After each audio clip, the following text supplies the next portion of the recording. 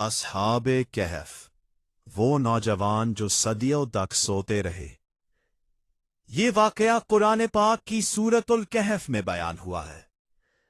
قدیم زمانے میں کچھ نوجوان ایسے تھے جو ایک ظالم بادشاہ کے دور میں اللہ پر ایمان لے آئے۔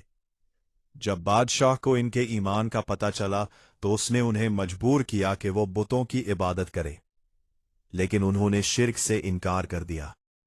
اپنی جان اور ایمان بچانے کے لیے وہ چند نوجوان ایک پہاڑی غار میں پناہ لینے چلے گئے اور اللہ سے مدد کی دعا کی۔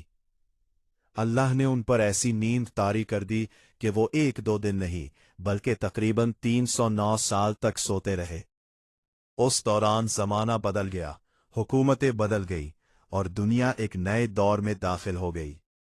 جب وہ بیدار ہوئے تو انہیں لگا جیسے وہ صرف 1 دن یا اس سے بھی کم وقت سوئے ہوں۔ انہوں نے کھانا خریدنے کے لیے اپنے ساتھی کو شہر بھیجا، لیکن جب وہ پرانے زمانے کے سکے لے کر بازار پہنچا تو لوگ حیران رہ گئے کیونکہ وہ سکے صدیوں پرانے تھے۔ تب لوگوں کو معلوم ہوا کہ یہ وہی نوجوان ہے جن کا ذکر پرانی تاریخ میں موجود تھا۔